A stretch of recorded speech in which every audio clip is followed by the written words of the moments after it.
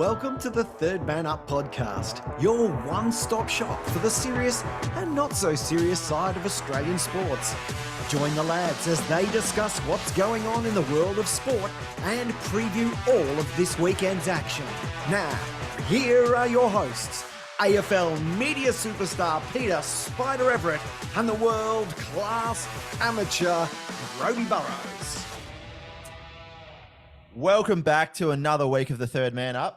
I'm your co-host Brody Burrows, and with me I've got Spida Everett, and it's nice to get through without being booed this week, Spida. Oh, I know, but I actually I watched a fight over the weekend. I think it was Maloney for Aussies. Yes. He beat the American and got booed, and then I was watching a bit of highlights package just to myself. I saw a bit of vision, and it was from about 96, and I got booed back then. So booing's been going on for generations. Let's continue to boo. It's one of the great parts of. That's a great part of footy. So no booing this weekend, but look, there's been plenty of topics, and you know what? We're only a couple of weeks away, and we're halfway through the season. It's flying through. It is absolutely flying. But it was Mother's Day in the weekend, mate. Did you look after Sheree and your mum? Did you? Oh, look, Boston and the girls are up to that. They, I was in Queensland. They were in Melbourne. So, yeah, no, it was Boston. The girls, they took Sheree out for a little bit of lunch, and then she felt sick afterwards because she doesn't eat a lot of stuff other than crap. She just eats sweets and like 3 or 4 sweets and thinks it's magnificent. So, no, Mother's Day was good. I rang my mum undies. So, yep. Down, and she lives in Victoria as well. So, what about yourself? Yep, no. Yeah, we had a bit of a family get together on the Sunday. Had my wife there and both my sisters and my nana and mum, and had a big family get together on the farm down there near at Cummins at my sister's place, and it was just beautiful. Felt like Christmas. There was that much food. We all felt that sick and had to have a sleep in the afternoon. Yeah, was it a barbie or what was the food of choice? Cob loaf, mate. You can't go past a good cob loaf. Yes, you can't. How good is it? Oh, it's that good that you eat so much and then you feel sick afterwards. But not just that. On the weekend, I got to umpire our first ever local legend, the Parcel, mate. He kicked another 5 snags. Umpired him. Yep. So and he what? Kicked 5. Kicked 5 full forward. Probably could have nearly been 10. He missed a few sitters as well, but so he hasn't lost any of his talent.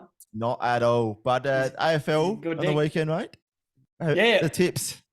Yeah. Oh, hang on. I went backwards. Normally, I've been going all right. I had 7, 8, and I probably got a little bit ahead of myself. But honestly, who could have picked? Well, when you started looking at stats and you saw Richmond and Geelong, Richmond had more premiership players in their team than Geelong did. So, there's a couple of stats that got us towards the end there. So, missed out on that one. And Adelaide and the Saints, like Adelaide, we'll get to that. They are an impressive outfit right now. They definitely are. And then Freo beating the Swans. I don't think many people around Australia would have tipped that one, I don't reckon. Absolutely not. Nah. And the big question, what did they do with Buddy?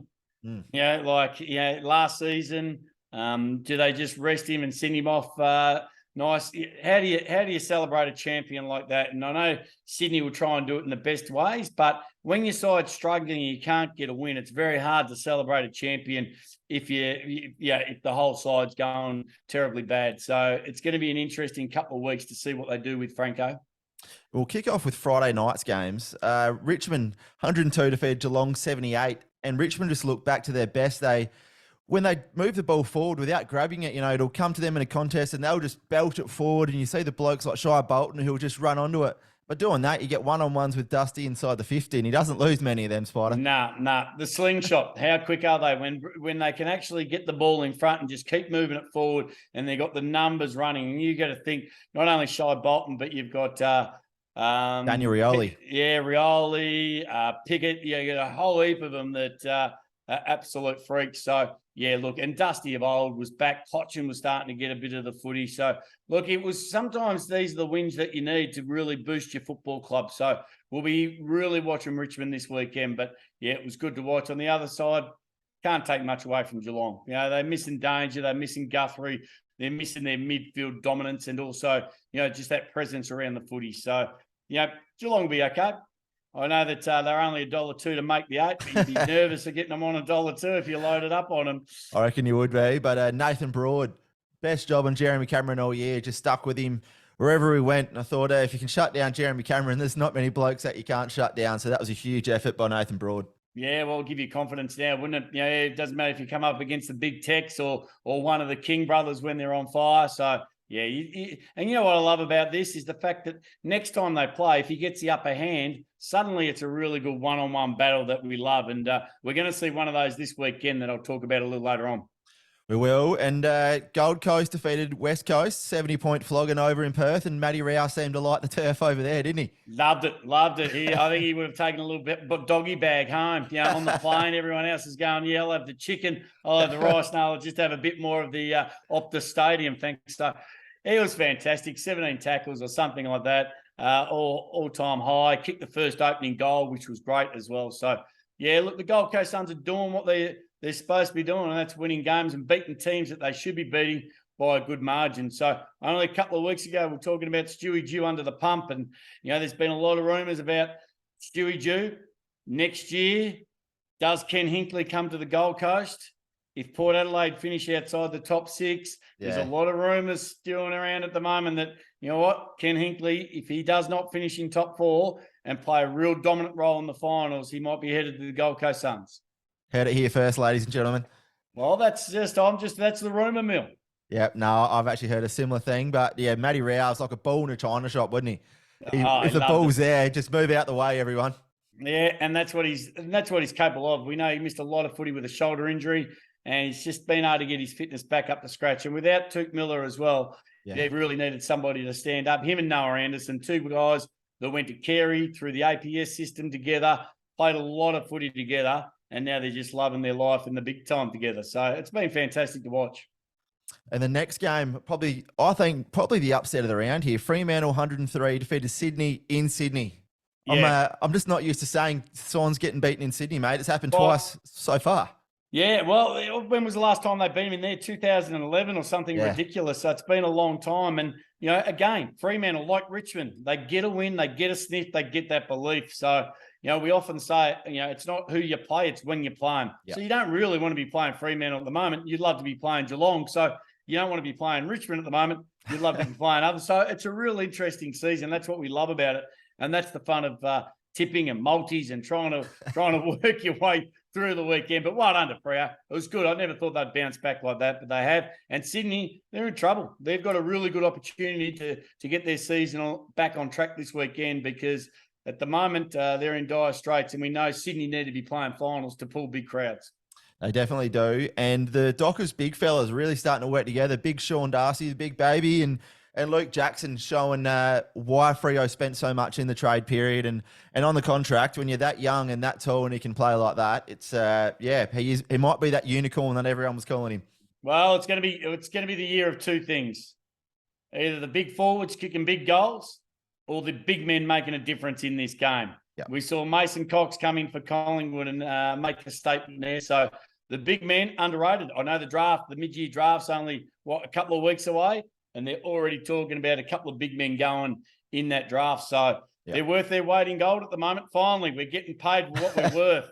How long has it been? It's been 30 years since we've been ripped off and thrown to the heap for 30 years. And even some commentators who used to always bag us out are starting to eat a little bit of humble pie, and it's good to listen. I hate listening to a lot of them, and I only listen to them now to hear them say that ruckmen are worth their weight in gold just to annoy them, because I know it'll be hurting them. Yeah, and they'd never be wrong, would they? They'd just, we've changed our mind, but we're never wrong. Oh, the game's evolved. No, it hasn't. We've been around for 100 years and dominated the game for 100 years, and it's about time the small blokes of the world realise that the big men are worth their weight in gold. Right, listen up, everyone. It's not even the Spider Bite, but he's led off early.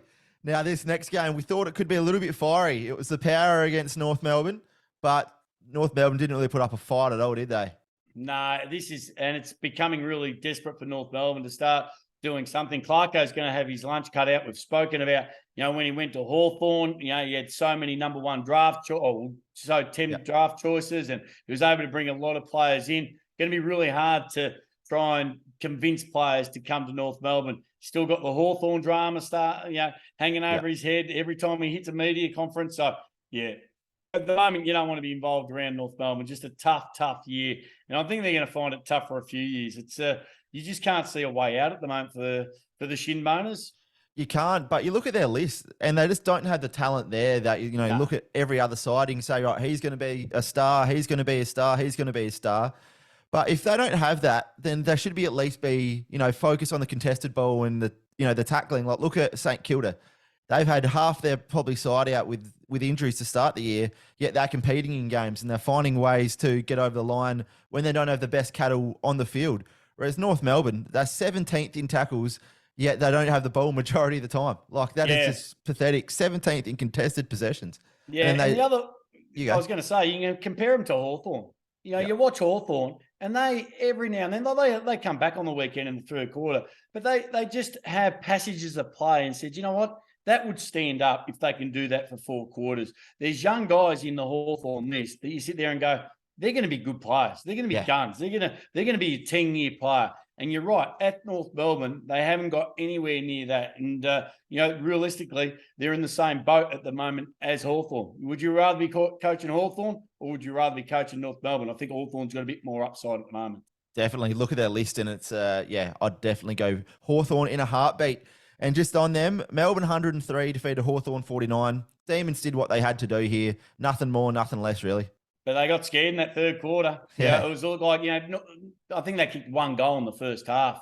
Yeah. You know, Hawthorn in that third quarter, they matched them. That first half, it was like, you know what, they're getting within 20, 24 points. They're 40-odd points down at one stage. And you're thinking, that could be a chance. One more, you know, that little bit of a difference when you're looking at teams, and you just need that one more goal just to get it within the teens, just to have that little bit of faith, just to put a little bit more nervous energy around the opposition.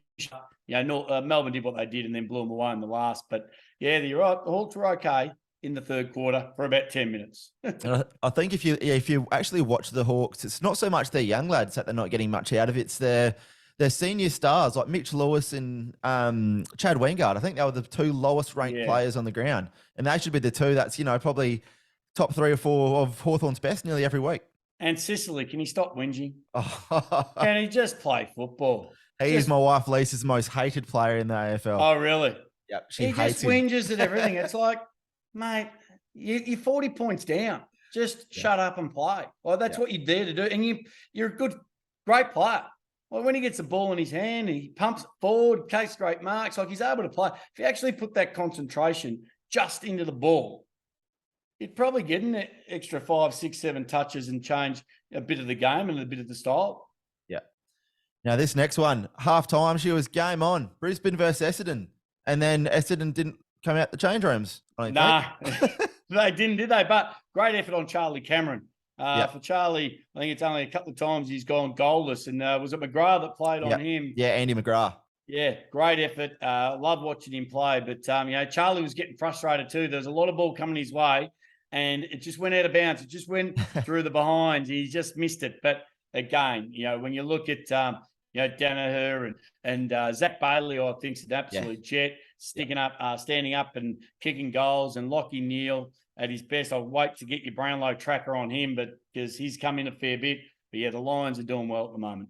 Yeah, 6 goals for big Joey Danaher. He's played well without getting that one big bag this year. He's competed, and whether it's in the ruck or up forward, he's been quite unselfish. But nice to see the big fella finish with 6 goals.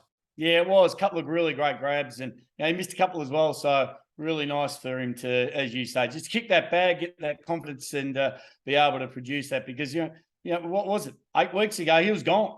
Yeah, he was. He was out. Yeah, get rid of Danaher. He's no good. And just on young Will Ashcroft, looks more like a 15-year player than a first-year player, doesn't he? Oh well, that's the fun of, and yeah, you've got to give credit to, you know, the system in Victoria at the moment with the NAB league and also the APS system through the private schools where Nick Dacos come through as well. I mean, you know, Nick Dacos come through, Ashcroft, like they just come ready to play senior footy. So I've found it just really impressive this year with the amount of young blokes actually standing up and saying, you know what, we can match it. Of course they can. And this next one, I'm absolutely done with the Blues. I don't care who they play from now on. I'm not tipping them. I gave them one last chance. And bad kicking is bad football now. That was just horrible to watch for the Blues. Okay, I'll ask you a question then. They're saying ban the boo. when your own fans have banned you for the last 2 weeks, should we ban it? No, we shouldn't. Their fans are booing, like it's not even the opposition. Their fans are booing them. So they have been huge. No, they've been terrible over the last couple of weeks. But saying that, they were in a false sense of security at the start of the year. They'd beaten no one decent. So we knew that there's still a couple of players short, but we never thought they were this short. It's going to be cracking this game this weekend for them, see which way they go. But, when your fans are starting to boo you, you've got a little bit of trouble brewing. Yeah, I think you saw that with Melbourne, I think 6 or 7 years ago, and it got quite bad. But just got to give a shout out to the Bulldogs. They don't have these dominant statement wins, but they keep winning, and that's all you have to do at this stage. But then you look at the Blues compared to the Bulldogs midfield, where they've got players who can break the lines. Then you look at Carlton. Who's that explosive player like a Bontempelli, like a Dangerfield, like a Rosie, like a De Goey, who could really break a game open? Patrick Cripps isn't doing, what he did last year, and it's just hard to tell. But he's not really that kind of a player either. He's in and under. He gets the ball out. Yeah. He gets plenty of it, but he's not a Bont. The Bont can get the ball, the back half of the square and put it down someone's throat 55 metres downfield. Yeah. He's just, and the way he's able to kick goals, he's able to pop up. He's just a more versatile player. So, yeah, you're right. And, who else have they got? Yeah, they got Doherty and a couple of others, but they got their 2 big forwards, but they're still missing a couple of those. And they always say, your players on your list between 15 to 22 is going to make the difference in your team. We know what their top 10 is going to deliver each and every week, and they're able to do it. Yeah, okay, the big forwards do need supply from the midfields and the half-backers, but those guys from 15 to 22, Carlton need more of them and need more of them to stand up on a consistent basis. Yeah, nail on the head. Now, this next game was a bit surprising for me, but Adelaide just gave the Saints a bit of a lesson over here in Adelaide, and I think really announced themselves to the competition. Yeah, they're good to watch. Yeah, it took you back down gather round. Yep. How they just smashed Collingwood that night. They were just fantastic. They just did everything right. The Saints had no answers. They did match them, started to match them, but, the game was over at quarter time. Big Tex getting his hand on the ball, but, they've just got so many different avenues. And, the Saints do lack, a big forward. They had Membry, but until he knocked himself out. So they still need a couple of other avenues to goal.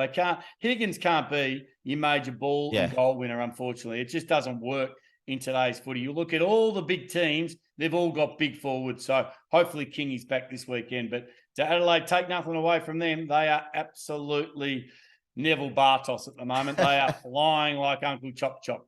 They are, and that's a great analogy. Sorry, mate, you got me there.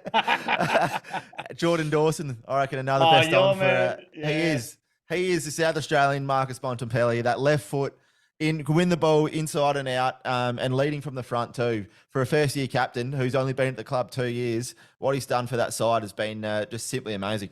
Oh, to be a captain too, it reminds you back when the Duck was captain. Let's hope he doesn't go down the same path as the Duck, but he was, he is. And to stand up as a young bloke like that and consistently deliver honest, hard, compelling football. I know you've got the farm out there. Will you put a statue? If they don't put one up outside Adelaide Oval, will you put one outside the farm just of Jordan Dawson?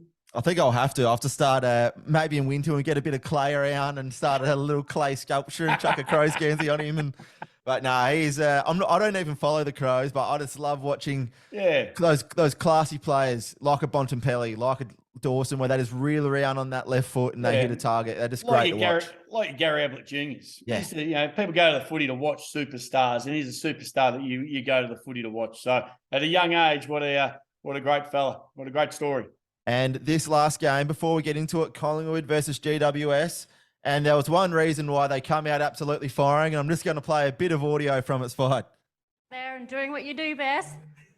Playing exciting footy and winning. You make us all so proud. And what a special day today in front of all of your beautiful mums and partners on Mother's Day. We're going to be out there. So go out there, make us proud. Believe in yourselves, believe in each other, chase that ball.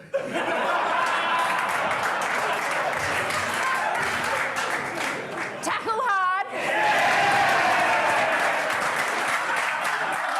Win those contests.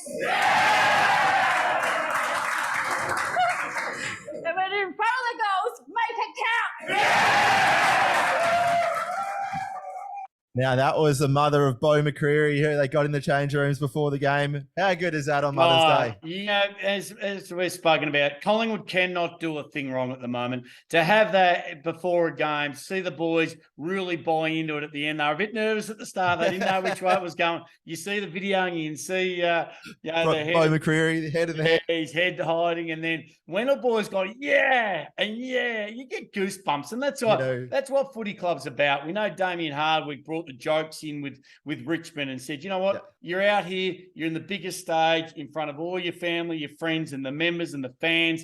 Just go out and enjoy it. That's the most important thing. Go out and enjoy football. And the boys really enjoyed that. And then after the game, again, what can Collingwood do wrong? We all hate Collingwood, but we love them because they got all the mums and the daughters and, you know, all the kids in the change room singing the song. It was just a great day.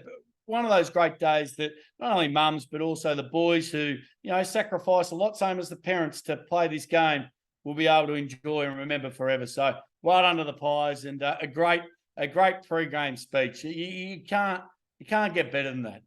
You can't, and we'll get to her in a little bit. But just want to touch on Tom Mitchell. Obviously, there was a little bit of talk over the pre-season about him coming into the Pies, and Pies are barely even paying a cent for him. You know, Hawthorn are still paying his contract, but he's gone really under the radar for him this year. He's not doing that explosive work that he was doing more, you know, at Sydney and at Hawthorn, where he won his Brownlow medal. But he's a tough in and under footballer, allowing the likes of Nick Dacos, even Jordan De Goey hasn't had to go in and get his own ball as much this year, and he's just been so how would you put it?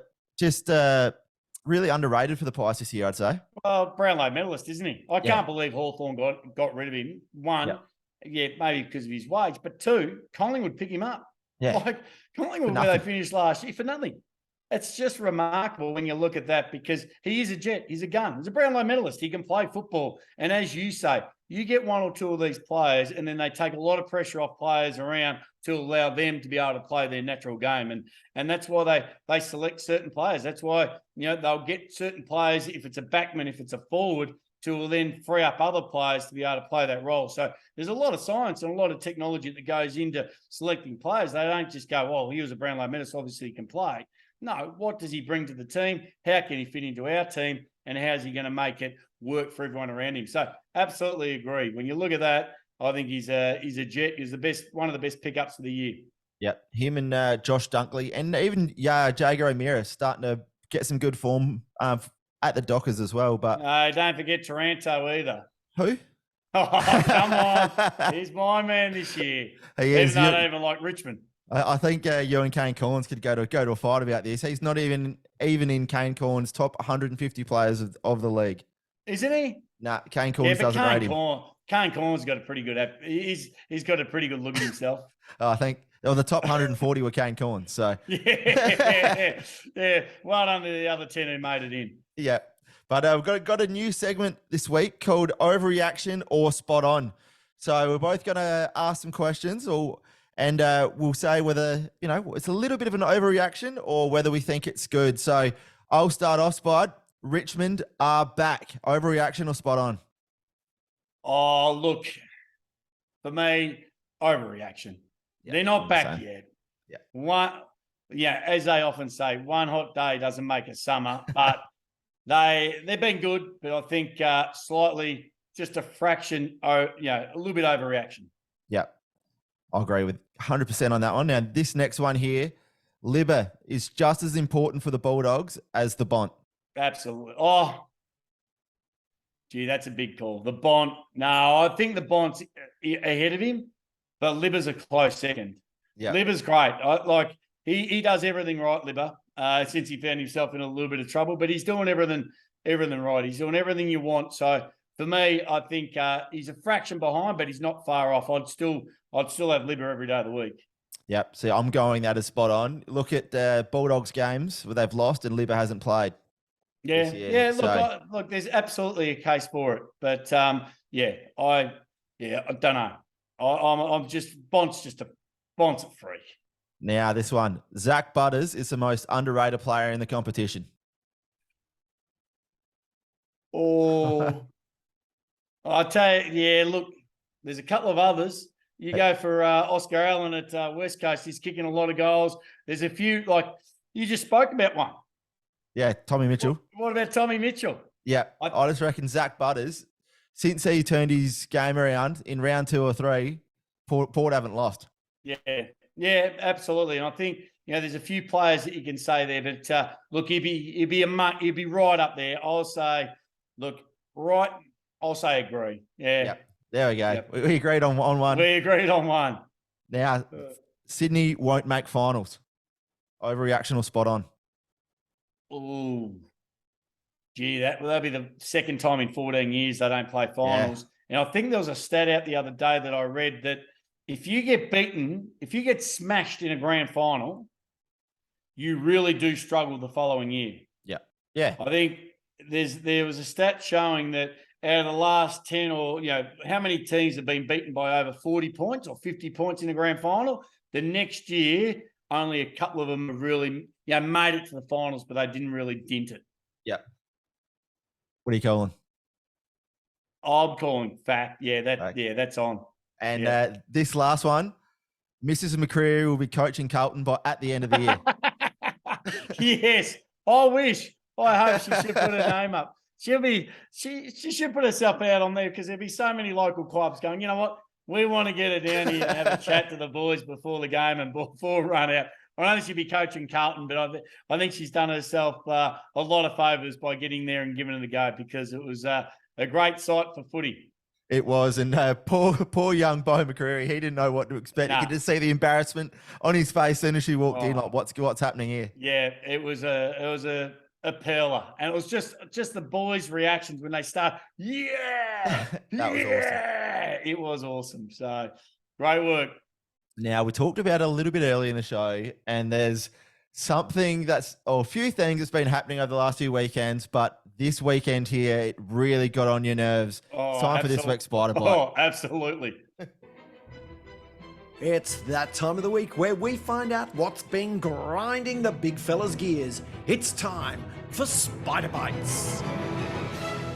Rightio, we love our footy. We look at footy and we try and dissect every part of the football. And like everyone, like yourself and I, we love to put a multi on because we know that we are the best tipsters in the world. We go, yep, they can win. That bloke will get 20. He'll have 4 tackles. He'll kick 3 goals. We know what to do. And we don't even just look at Friday. We make sure we look at Saturday and we love Sunday. We look at every game over the weekend and we assess it and say, rightio, this is the multi. This is how it's going to unfold. This is what I'm going to win because I know football. Well, I'll tell you what.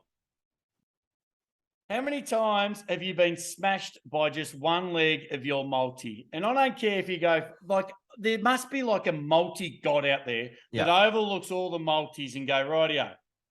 You've got 7 legs, you've got 3 legs, you've got 8 legs. It doesn't matter. You know what? Every leg you'll miss by 1. Yeah. Just 1. And you sit there and look and you need, just to say you need Dawson to get 20. You'll have 19. Of course. And you sit there and go, kick it off the ground, do anything. You lost the last 30 seconds of the game. You know what got me on the weekend? This is why it fired me up. I had 2 multis going, all right? Yep. I had one with Collingwood. 10-leg multi, you little ripper. And I had, kick a goal, kick 2 goals, 20 touches, all yep, until 1. I needed Scott Pendlebury. Absolute champion. Reliable. Most reliable guy in the competition. No doubt. Yep. 20 touches. That's all. Easy. You normally have that at quarter time. Well, no, I'll put him on for 20 touches. Start watching the game. Sub. No, hang on. Just not an ordinary sub. A technical sub. Not like he's even injured. Hang on. Allow him to get the other 5 touches, get the multi over the line, and then, by all means, technical sub. But why do it when there's still multis in play? So that was only 1. Yeah. And then I thought, I love my 2 goalers. Yeah. Eric Hipwood, he'll kick 2. Easy. Danaher, he'll kick 2. Put him on. Yeah, fall through a couple of others. Bang, bang, bang. Yep, they'll all kick 2. What about the Saints? Gee, Higgins kicked a few. Look, Membry needs to stand up. Yep. Absolutely. Put Membry down for 2. Membry kicks 1, you little ripper. The next ball comes in. He goes for a massive mark in front of the goal square, 25 metres out, ready to take one. That's the only leg I need. And what does he do? He knocks himself out. Knocks himself out. No one else was around him. So all I see is my multi getting carried off by two trainers that couldn't even walk, going, there it is. That's it. Yeah. I'm out. And I was like, so 2 incidents, uncontrollable, cost me on the weekend. So, multis, we love them. But I tell you what, it gets you involved in the game, but it can frustrate you through the game as well. I had a 16-legger last year when Richmond played. 16-legger. 16-legger. It gets worse. No. So, yep, 15 legs. No. Yep. Last quarter, Shai Bolton, he's kicked 0 goals, 2 for the game. He had 3 shots in the last quarter. He finished with 0 goals, 5. I had him as an anytime goal kicker. No way. Yeah. So he nearly kicked a goal. He got 5 points, and it was a 16-legger multi, paying, I think it was $172. Had a cheeky fiver on it. Cheeky fiver. And all Shai Bolton had to do was kick 1 goal. And he kicked 5 points. And you know what? You take him to training, you blindfold him, you turn him around 10 times, and he'll still kick it. Yeah. So that's why I'm not really a fan of Shai Bolton. I love watching him play, but I would never, ever, ever put him in my multi ever again. I had him the other day for 2+ goals, and he kicked 2. He did me my favour. Well, yeah, because I didn't jump on it. That's why.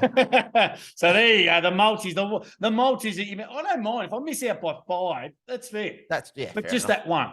Yep. That one always gets you because you're riding it home. For the last 5 minutes, Tip and Woody one day had to kick a goal.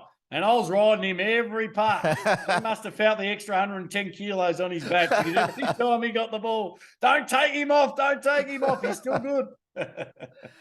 Just on those multis, we'll move into the Brownlow Medal Tracker, rather, the total leaderboard.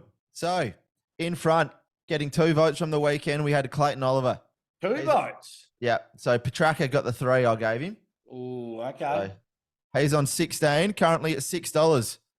Now, in equal second, we have Nick Dacos, $2.50. What, do you get a vote at 41 touches? You got 1. 41 touches? Did you watch Mason Cox's game? Yeah. Okay. And Jordan Agoe, 31 and 2 goals. Okay. All right. 14 at $2.50. And Jordan Dawson, 14 at $11. Do you give him 3 votes? I had to on what the about weekend. Tex? Tex kicked 5. Tex got 2. Brody Smith got 1. Okay. Yeah. So now on 13 votes, Marcus Bontempelli, $4.25. Yep. And then 12 votes, we've got Petraka on at $12 as well. And Noah Anderson didn't get any votes on the weekend. Didn't get any votes at 31 touches. No, I don't think Noah Anderson got that many, did he? Oh, I think he'd be up there. Who'd you give him to? Rowley. I gave 3 to Rao. I gave 2 to, who was it? I gave... King. Yeah, 2 to King and 1 to, I reckon it was, might have been Big Witsy maybe. 48. Yeah, he had a big game. Yeah, I reckon. But we'll see how we go. I can't wait. I am really looking forward to Brownlow night because I've backed a couple of little bits, put a sneaky couple of bucks on a few outsiders, and as they've been coming in and out. So, I'm looking forward to Brownlow night. And watch it be way off. It'll be way off now. No, back yourself. I'm going to be really surprised. I reckon you're going to be close. Yeah, hopefully. If I'm too close, I'll be. I might be running it next year. Yeah. But I also want to play a bit of audio from. We have an Australian athlete who I reckon is the best player in the world in her sport, Spida, and it's going to play something from the FA Cup final between Chelsea and Manchester United. Hard working to the end. Good ball. Harder squaring it. Sam Kerr! Of course it is! Chelsea strike first at Wembley in the Cup final. The deadly duo combined. How good. Sam Kerr would have to be our best current Australian athlete in any sport, I think. Absolutely. I think she's won, the Player of the Year twice. Yeah. First female to ever do that. She's there, got Chelsea to another FA Cup. And, I think it came out probably about 2 to 3 months ago. Yep. And it had the most marketable people in the world. Yes, I saw this. And this is in the world. So you're talking about Shaq, LeBron, Lewis Hamilton, some of the biggest, Ronaldo, Jordan. And she was at number 8. I reckon she was in the top 10. Yeah. She was definitely in the top 10 as one of the most, above Serena Williams. Yeah. And it was just amazing. So absolutely, I reckon, she's just a freak, superstar. Very talented family, that one too. Obviously, Daniel was a more than handy footballer back in his day, and his dad won. I think he won a couple of waffle premierships, a Sandover medal, and also a Sandford premiership too. I think he did. But I'm not sure if you saw in the celebrations, Prince William was in the crowd. Yeah, and he looked more excited to meet Sam Kerr than Sam Kerr was to meet Prince William. How flat would you be? You'd expect a bit of, him to give, her to give him something. And probably the king in a couple of years. I don't know if Charles has got that long left in him. But. No, I think he will be. But what do you reckon the same reaction would have been if it was Prince Harry? Yeah. Do you reckon I reckon Meghan would have jumped over the top and taken her out. Yeah, I reckon there would have been, because I reckon there's a little bit more of a desire maybe for Prince Harry than there is of Prince William. So, But funny, it was great. It was great footage, great vision, and it was well done to Sam Kerr. But I've got one for you. Yep. Just something that happened over the weekend that I thought I wanted to highlight. Mm-hmm. It was the heavyweight bout ever. If you hadn't seen this, go and have a look at Wings of Redemption coming in at 181 kilos versus Boogie 2988 weighing in at 175 kilos, nearly 400 kilos of natural lard going head to head in a boxing ring. I've never seen anything like it. Like these custard pies that were thrown, it was just remarkable. And it was just those guys, well, you think of sumo wrestling, these guys put it all out there. And I mean, put it all out there. It was like fascinating to watch. Looked like a Div 12 Rezzies, and the last chips and gravy just been stolen by one bloke, and like the ice hockey, they threw down the gloves and they just took it to each other. Yeah, you're not getting that chips and gravy. This is for me. Come on, weren't sharing a little bit of it. So it was fantastic. Taken out by Wings of Redemption in the end. Yeah, not a lot of speed in that fight, so I reckon you could probably see the punches being thrown from about. It took about 10 seconds, didn't it, for the time he actually lined up to the time he actually connected. You could literally count 10 seconds. Absolutely. And you didn't want to see any of them hit the canvas, and you didn't want to see any of them drop their strides either. Nah. Just making sure it was just... It was gruesome. It wasn't a pleasant sight. Funny, though. It was. You probably see plenty of these down at the pub at about 1 or 2 in the morning. Yes. But just thinking of things we've seen during the week, and I saw you wrote a little article, Spida, the best and worst haircuts from St Kilda, and thought, let's expand that a little bit as well. Well, Jesse Sinclair played his 150th and got a great mullet on him. He's had it for plenty of years. So I had to give kind of the Saints best 10 hairdos over the years. And, there were players like the Big G Train, which has got great hair. Robert Harvey, whose hair never changed, looked like a Lego figure. He could Yourself? I was in there. Danny Frawley, only because Danny Frawley, he started dyeing his hair late. And one night at training, it started running down the side of his face. So it was a dead giveaway with a plum rinse. But, look at some of the AFL great hairdos over the time. Mm-hmm. So I've got Nathan Carroll. Now, anyone remembers Nathan Carroll, mid-2000s, defender for Melbourne. He shaved off the whole front half of his head, left the back.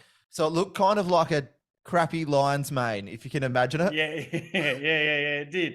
It did. It was absolutely shocking. But if you're a full forward going down to stand that, you had no idea what's going to be coming your way, don't you reckon? Well, do you reckon it's got to do something with Backman?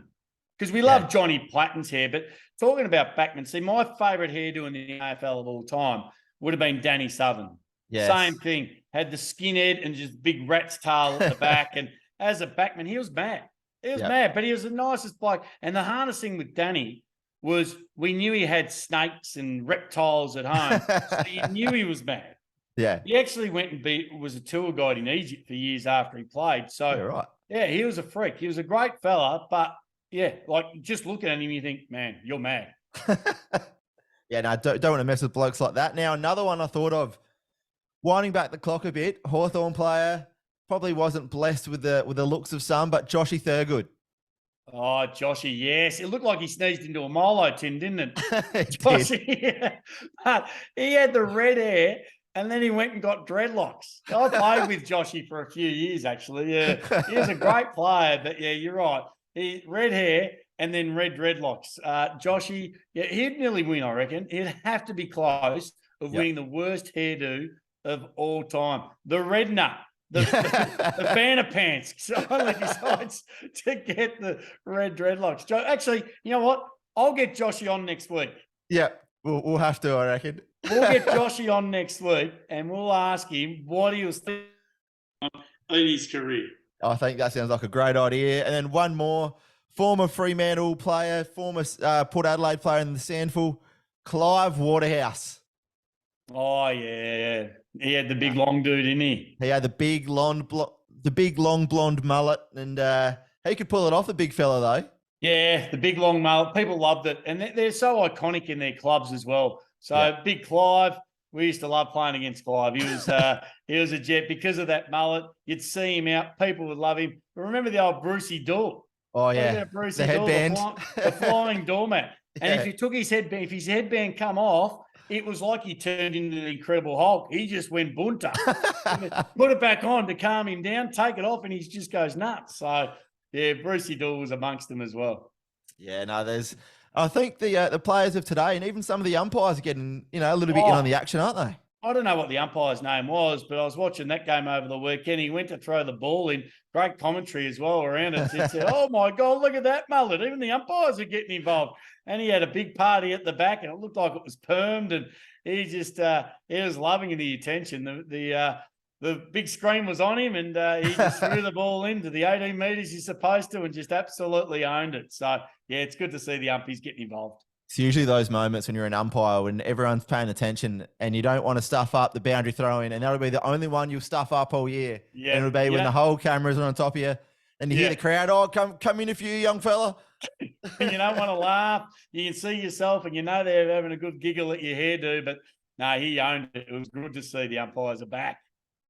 Now, this weekend is Sir Doug Nicholls round in the AFL, obviously celebrating many of the Indigenous players that we've had grace a game, and currently I'm putting together a team, so all-time Indigenous 21 and or 22, and it's so hard. I'm telling you, so hard because I'm going back to Polly Farmer and the Cracker brothers, and it's hard to know. My first ever training session was with on Jimmy Cracker, and how do you put them all in, and you've got to be able to see them play. How do you compare them to like your McLeods, your Wanganines, your Franklins, and Batemans? There's so many great Indigenous players now, I think. And while you're doing your research, have a look, because I think something like 60 or 70% of them come out of one community in the bottom of Perth. Yep. And there's a fair few others that are now coming from Port Lincoln, from Mallee Park. From Mallee Park. So that's the John Cox, the Burgoynes, the Millers, Daniel Wells. There's so many of these. And you watch these under 13s and, under 16s play in Port Lincoln, and it is so good to watch. Like, it'll be the first year of football, and they're doing things that you can tell it's just been bred into them. It is amazing to watch. Yeah, well, they're hitting the AFL too. You look at how many Jets there are now with the name of Wanganeen and Rioli and these guys coming through the system. So, well, good luck with that. Yeah, that's going to be tough. It's going to be Contro too. Yeah. No, you're always going to leave some out, but just thought I'd ask you, just on this round, who would you say would be the top 5 Indigenous players you either played with or against during your time in the footy? Oh, gee, off the top of my head, I always believe Nicky Winmar is one of the great players. Not because he made a stance. I think Adam Goods, I was fortunate enough to play a few years with, and he's another player that is just an absolute superstar. I never played with Andrew McLeod, but you watch him play and you sit there and go, how good is he? How good is he? Yeah. And then, there's so many when you're getting down, like I even watching Rioli and these blokes at the moment. Like you talk about the crackers. Yeah. Like Jimmy Cracker, like what they're able to do. What about Michael Long? Yeah, Long is in my side, and one who I think gets looked over quite a bit, but he's actually in my fullback, and that's Darryl White. I just loved watching Darryl White play, and I think it was every week you didn't know what he was going to do, and it was just awesome to watch. Go forward, go back. He was built like that. He was a freak. Just could always get his hand to the ball, and actually his son's a gun basketballers now, going really, really well. Oh, his son's actually, he was playing basketball. Now he's on Brisbane's Category B rookie list. He has gone, because they live up that area. So, well, Darryl White, absolutely. Yeah, unsung hero, but you can go through it. Like Gilbert McAdam was still a great player. Yeah. You go through so many. But, Darryl White, great choice. But I'll tell you what, I can't wait to see the 22. Yeah, When are you putting it out? It'll be out on Friday afternoon, so right before the game. So I'll put it out, and there's going to be people that I could probably put an emergency list of about 50 players, I reckon. You got to stick to the 22. That's the fun of it. That's the hard bit. Yes, yep. And trying to figure out where, because plenty of these players like Adam Goods played centre half back, he played ruck, he played forward. Where are you going to put him? Midfield.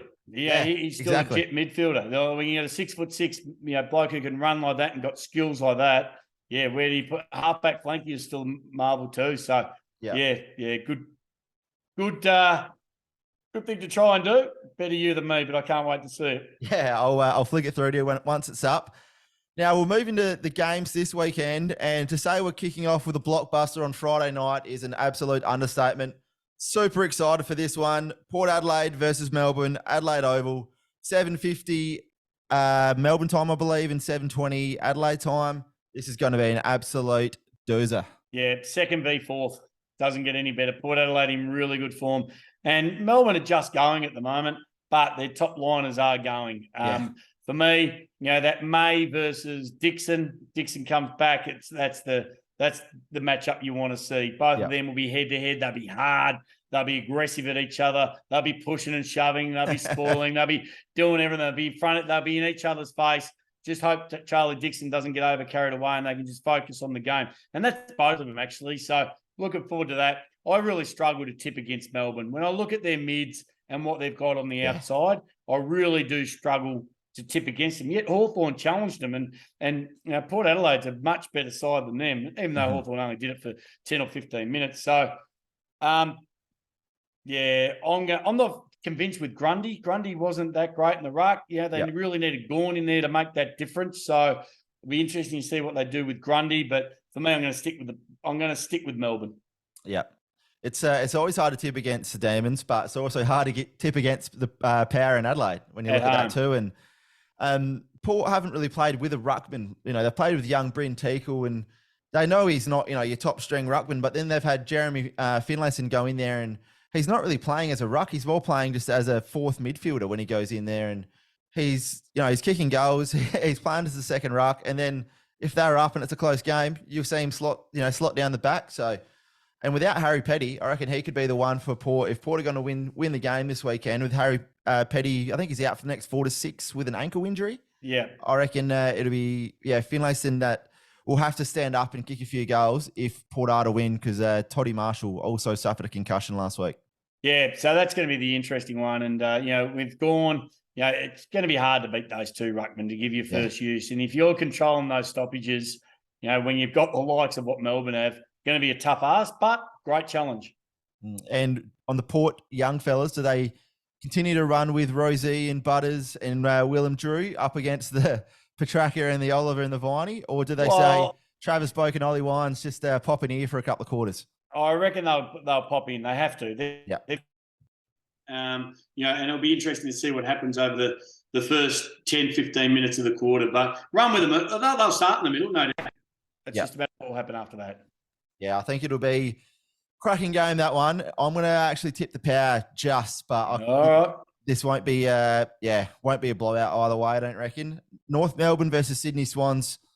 You just think the Swans just get it done, don't you? Sydney get it done. Yeah, they've got way too much to worry about, and they've got a lot to kind of pick up on as well. But yeah, Sydney, this could really kickstart their year. This has to kickstart their year. This is where they need a really big win. So if you're looking at doing a couple of those multis, obviously this is, if Sydney don't win this, they'll nearly close the doors on the Swans. Yeah.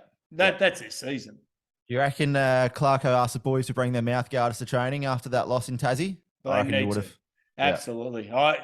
That's the best call ever when you get that text. Well, you hate it as a player, but you do love it as a supporter when you say, rightio, bring your mouth guards. You're like, oh, okay, we're serious now.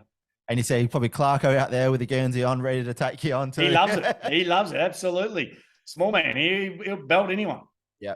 I think North really need to get Ben. They dropped Ben Cunnington, which I thought was extremely surprising, seeing as he's their contested beast and he's the one who, pretty well, he's a bit of a barometer for him. If he's going well and up and firing, then North are too. And I think he'll get brought back in this week against the Swans. Swans will win, but I don't reckon they'll blow them. They'll blow them away. I think North will be out for blood this week. Oh, 2 close games. I disagree. I reckon Sydney will win and win easily. And this next one is probably another cracking game. Western Bulldogs and the Crows, both firing at the moment. Yeah, I've changed my mind 5 times. And that's only in the last 5 seconds when we've said it. I don't know. It's a tough one. We've spoken about the Dogs at length about how good the Bont is and Libba. Their full line is starting to really power. Lob's starting to find his form. But then you look at Adelaide and, gee, they were really impressive. You can't go past Adelaide. They did absolutely everything right on the weekend at home. Can they take that to Marvel Stadium? Absolutely think so. They haven't lost too many games by a lot, even though they were sitting in 10th spot only a week ago. Now they're inside the 8. Adelaide. For me, look, I circled Adelaide. I'm going the Dogs. I'm going to stick with the Dogs. I know that, to me, will be the biggest upset of the weekend if the Dogs win. I've got a feeling about the Dogs. Yeah. But you've got a better case to see why Adelaide will win. Yes, that sounds confusing, really stupid. Mine thinks differently, but I'm going to say the Dogs. Yeah. And if we can just get this out to both coaches, Dawson on Bontempelli, make them stand each other. No one else go near either of them for the rest of the day and let those 2 big dogs battle it out. That'd be great. That's what we love. That, those kind of setups. And we spoke about the Bont and Cripps, which, went together at start and then that was it. Spoke about Stringer and DeGoey, those kind of matchups. That's what you want. So absolutely, take on the captains. And I remember it was a few years ago now. It was, I think, Nat Fyfe and Patrick Dangerfield. They'd stand on each other at the contest. The ball would get thrown up, and then they'd just go, one goes this way, one goes that way. Yeah, chips in the night, never saw each other again. Yeah. But that should be. I'm going to tip the Crows in that one. It's just it's hard to tip against the Crows at the moment. Fremantle versus Geelong at Optus Stadium. Now, 2 weeks ago, I would have said Geelong by 10 goals. Now, I'm saying nearly flip of a coin without Patrick Dangerfield. In Western Australia. Yeah, you've got every case for Freo. They are back. The Purple Haze, since they've launched that Purple Haze beer, things have turned around for them. Things are starting to look up. It must be a pretty good drop. I haven't had any, but I'm going to Perth in about 3 weeks, so I'll let you know what it's like. But, yeah, look, for me, I'm going to stick with the Cats. I think they always rebound after a loss. I think their experience will get them. They're a bigger body. I reckon they'd still like the open spaces. They can still run. They've got a young team. The young team would have learned a lot. They would have gone through. They're still powerful up forward. Fremantle just haven't got enough up forward down back to stop that. Yep. So I'm going to stick with Geelong. I don't reckon Freo have got the experience right now. Yep. I think you look at Freo and Jeremy Cameron loves those big, wide open spaces, like those wide wings of Optus Stadium. I think he's just going to, whoever's standing in, they'll probably have to get 2 blokes because he's just going to work up and down all day. And you just simply can't stick with that. You're gonna have to. It's going to have to be a team defense if they want to stop him. I'm going to Isaac Smith run all day. Yeah, they have got some blokes who can run all day. Yeah. So get themselves in front, and it'll be a sad day for Freo. Yeah, I just think if they can get enough ball down to Tommy Hawkins and Jeremy Cameron. It's going to be hard to stop them. I'm going to tip Geelong, but I reckon it's if Freo get a run on, that big chant starts going around Optus Stadium. They play like a completely different side, but Freo have either won easily or they've lost easily this year. They'll get a good crowd there too, because they are now starting to win. So the numbers will be there. And look at West Coast at the moment. Most West Australians wouldn't be. If you're going to pick a team to follow, it's probably going to be Freo at this stage, isn't it? As much as you're a two-team town and you hate the opposition, sometimes you just got to go with the one that's winning. 100%. Now the Q Clash, you know a little bit more about this up there on the Gold Coast at the moment. Bit of feeling going around, is there? Yeah, there will be. There'll be a bit of push and shove, and it's one that will continue to grow a bit of rivalry. There is a little bit of passion about it. There's the M1 that connects us to the Brisbane and the Gold Coast, and Gold Coast hate Brisbane people coming down using their beaches and then going back home. So, it is a bit of a clash in that way that there is a lot of feeling around. So at the moment, when you look at the two teams, it's great that Suns have had a couple of wins. Now this game starts to get exciting. A month ago it wouldn't have been. Now it is. And Can they match them? That's going to be a hard one. I think. Brisbane, again, when you've got 6, 7, 8 avenues to go, Charlie Cameron doesn't kick a goal yet, they still win by that. Easy. Yep. Yeah. And their midfield of, when, Lockie Neal's getting plenty of it, and we've spoken already about some of their other midfielders, but Daniel Rich and McCluggage and these blokes, they've probably just got a fraction more experience and better players over the ground than what the Gold Coast Suns have. The Suns have got the ability to match them. I just don't reckon they've got enough to win it right now. Yeah. No, you can't tip against Brisbane, I don't think, no matter who they're playing at the moment, whether they're playing a Geelong or even a Melbourne. I was going to say, been unsung as well. Their backline's been really, really solid. And the Suns really haven't got, outside of King, Lukosius is hot and cold, and, Ainsworth hot and cold, and these guys, they haven't got their full structure of the six. Chol, should they bring him in? They've got a couple of options there. Casbolt, I reckon they need to go a little bit bigger. And then you got to look on the weather. The weather's going to be good. Let's bring in a few big blokes. And the battle of Matty Rao versus Lockie Neal this weekend, that's going to be on for young and old, isn't it? Oh, look, Rao will wear him like a glove, put him to the ground so many times. But, we know that Lockie Neal can find the footy. He can get on the other side of it. But then they've got so many other avenues. We've spoken about Ashcroft already. He's a jet. I know Anderson on the Sun side. But, Brisbane's got too much firepower for me at the moment. It'd be a good game, be packed out. Like, you can't get a ticket at the Gabba. Yeah. Oh, that's awesome. Sold out every week. I reckon the grounds crew at the Gabba might be putting a bit of fertiliser just on the turf in the morning and try and calm Matty Rao's influence. Yeah, absolutely. Just lace it with a bit of scotch. Can you imagine that? Sorry, Matt Rao out late, poisoning. Don't laugh. We trained one day, and Justin Peckett, he blew up like a pufferfish, and we didn't know why, and he was ended up being allergic to the fertilizer they put on the ground. Oh no! So it can happen. So Matty Rao, if he starts to blow up, we understand why he's allergic to fertilizer. Now this next one here, it's they've got two really good games on Saturday night, but main one, Dreamtime at the G, Essendon versus Richmond. They do this really well every year, and it's a beautiful spectacle, isn't it? Yeah, it's great. And, I'm not a big fan of all these different weeks. I'm a massive fan of the Dreamtime at the G game. It does symbolise so much that our game has brought to us, and so many of the great players that have gone, through our game and, worked in different areas of our game as well. Tiwi Islands. And I know that, you go to Tiwi Islands and most of the kids there are named after their favourite player. You'll meet a Buddy Franklin, you'll meet a Rioli, you'll meet all these. It's fantastic. So I love Dreamtime at the G. Great game.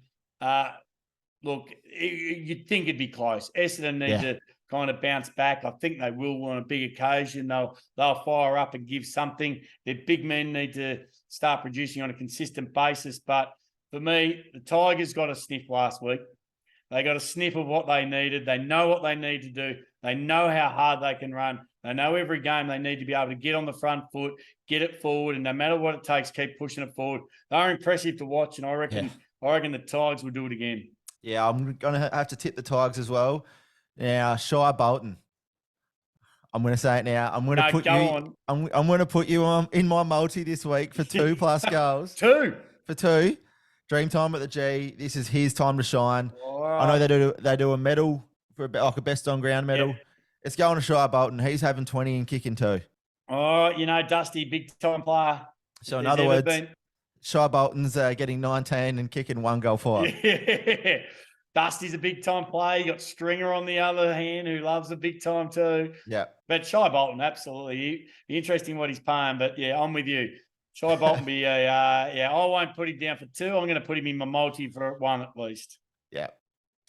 Now, Hawthorn versus West Coast, UTAS Stadium. They just don't want people to come to these games anymore, do they? No one will be there. No. I reckon they should open the gates and say, you know what, come for free. Yeah. Come and watch this game. Yeah. I think it'll be a soccer scoreline. Yeah, no, it'll be interesting. It'll be one way or the other. Like the Hawks could put 100 points on it. Yeah. It might be free flowing.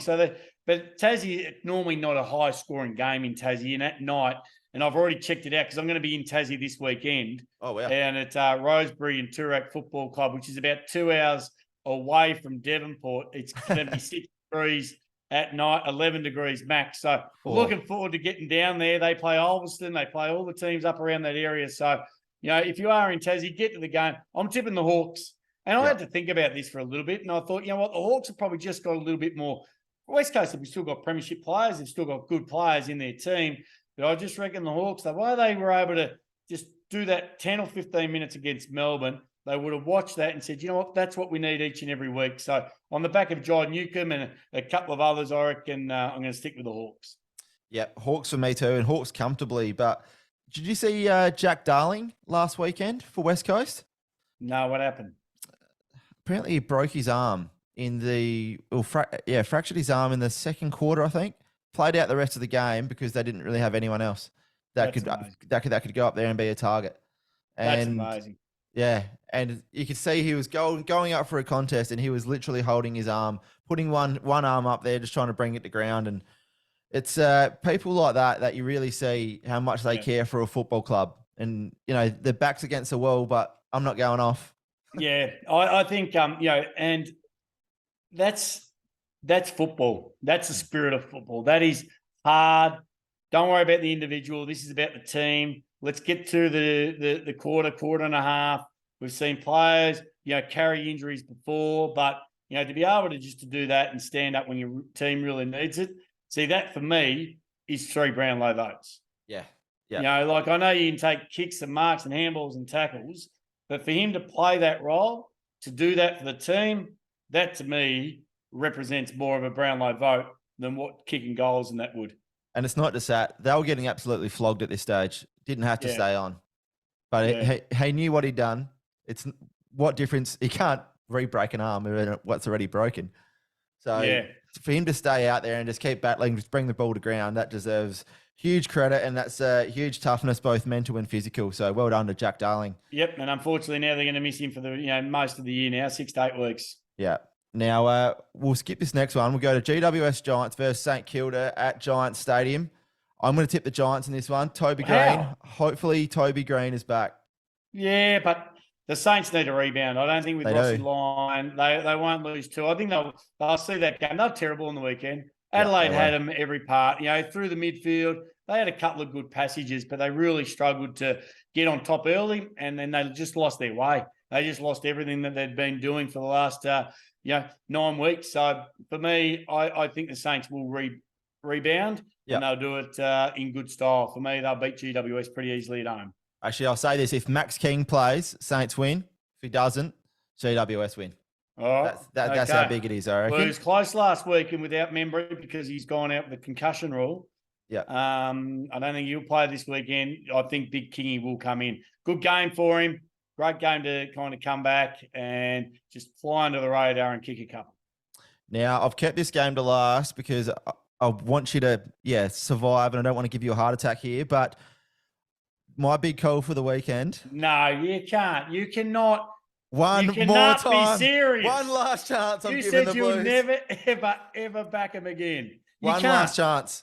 One last chance in front of 80,000, probably closer to 90, Sunday afternoon. Because if Carlton lose, they're going to get attacked on the way out. They are playing for their life. Yep, and their season. Yep. They're playing for their life and season. They can't beat Collingwood. Carlton win. You can't. I've been totally honest. You just can't beat them. Like Collingwood are, they've just got too much across the ground in every position. Carlton are a half of what Collingwood is. I know what you're saying, and when you've got everything, your chips are all in. Absolutely, you're sitting at the poker table, and it's like I'm in. Chips are all in, but when you're holding a 2 and a 3 against a king and an ace, you're never going to come home. Okay. If you reckon, but for me, I look at Collingwood and I sit there and, with Big Cox back now.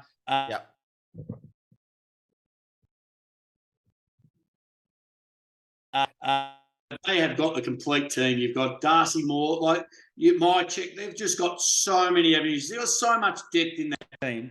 You can't look at Carlton and say, you know what, they are a genuine chance. Yeah. I don't know why.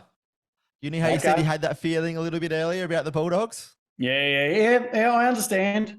I just see, I don't know why, Spider. I can't even justify why I'm selecting them. They've let me down. It's I'm going and Patrick Cripps to just simply drag his team by the scruff of the neck over the line.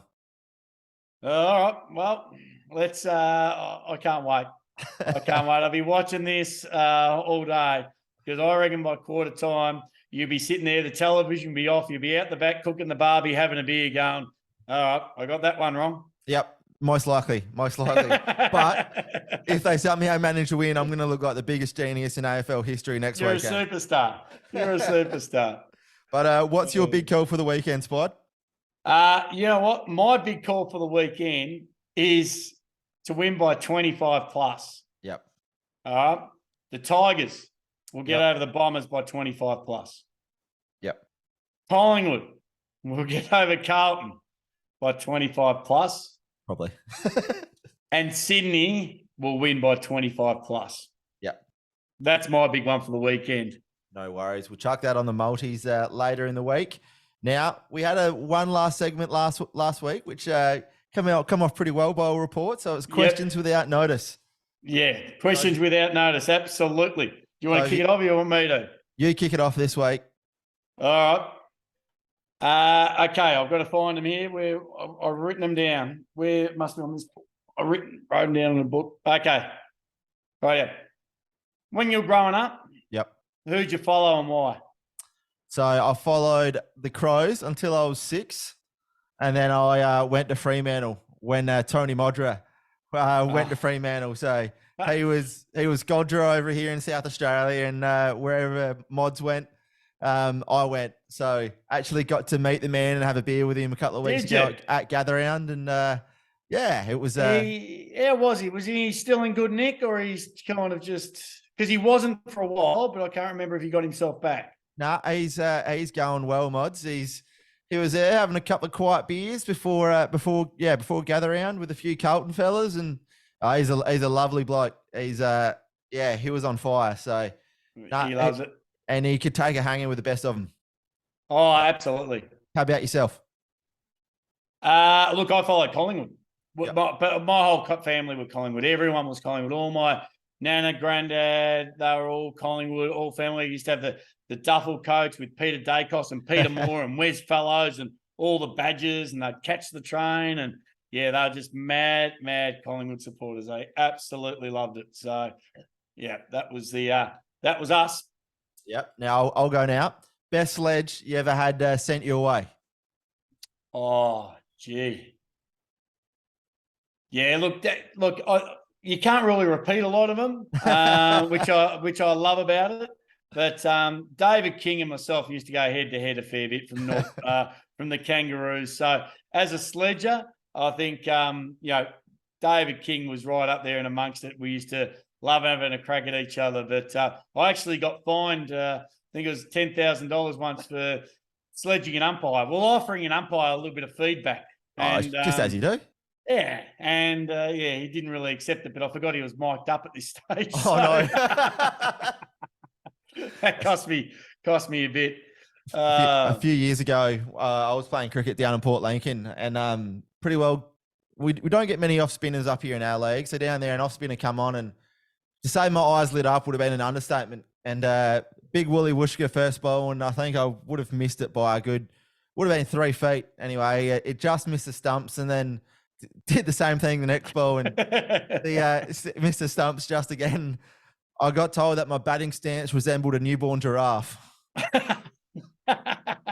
So, love it. Yeah, I actually hit a couple of boundaries after that, but I wasn't out there for much longer. Oh, one for you. What you go to when you go to the football? Are you a hot dog or a pie man?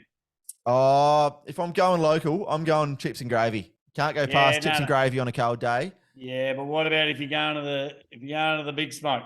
You're getting a meat pie, the footy pie. What about you? Nah, I'm a hot dog man. You're a hot dog? Yeah. The old $10 pies and the $15 hot dogs. And... Yeah. Nothing beats them, does it, eh? Yeah, they're so beautiful when they've just slapped the dog in the middle of a piece of bread. No butter, no sauce, that's it. You do need to put a little bit of chips in there to get a little bit of flavour. But for me, I'm a hot dog man. But if I was to local footy like you, chips and gravy, for me, I'm dim sims all the way. Dim sims. Oh, I can smash half a dozen of those like grapes. Just bang, bang, bang, bang, bang. Right, now this one here is going to be a real tough one for you. Play one, bench one, sack one. Oh. Dunstall, Lockett, Ablett Senior. Oh, yeah, I would. Look, I'd probably. Oh, I'd sack Ablett. Yep. It'd be out of bench. I'd plug a bench Dunstall, sack Ablett. Yep.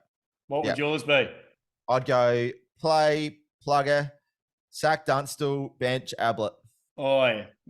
Imagine Ablett Senior is a super sub. Yeah. Imagine him coming along. Like he was a freak. Gee, he hit hard. Yeah. And he could take some hangers. But Dunstall was probably a little bit more consistent. Gee, he was a good kid. He was. He never with missed. a helmet. The days of the helmet. Of the helmet. Yeah. You got one more? Yeah, absolutely. If you could be in any TV show right now, what would it be? Oh, any TV show. Well, there wouldn't be Love Island, I'll tell you that much. Or Summit. As much as Summit looks good at climbing to, Mount Everest or wherever they're climbing New Zealand, it doesn't. Yeah, I'd reckon if I was on Footy Classified, I'd get in a brawl 5 minutes in with a couple of panelists. I'd probably say, those barbecue shows, those those low slow meat. I'd be a judge on one of them. Oh yeah, absolutely. Have you been to one of those big meat festivals lately? Beer and Barbecue Festival. I'll go every year here in Adelaide. I saw a big rotisserie with just all pigs, and they just rotate like it's on a Ferris wheel, and the fire's underneath, and these pigs just keep turning around. It was one of the best things I've ever seen. Like Pig Lotto. I was like, I can't wait until that cooks. It was going to be a freak. Yeah, for me. You go. For me, I would love to be on the chaser. Yeah. Yep. You reckon you go right? I want to be the person at the top. Yep. I'm no good, but I'd love to see these people taking on somebody that is useless. And see how it would go with normal questions. You could be the new beast. Yeah, absolutely. Now, one more for you. Best AFL commentator in history. Oh, look, really sad at the moment with what's going on with Sandy Roberts. Devastating news. I did used to look. You know what? I'm going to say Rex Hunt. I was just about that's my selection easily. Oh, really? Yeah. Look, Bruce McAvaney is a jet, and he knows his stuff. And when he says delicious and special, and it's fantastic. But yibbity.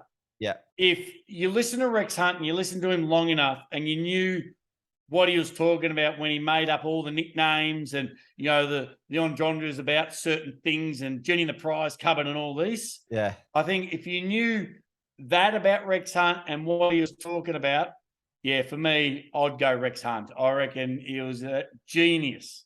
And his nickname for Stewie Dew, Heavy. Heavy Dew in Tasmania on a Sunday afternoon. And see, these were so creative, weren't they?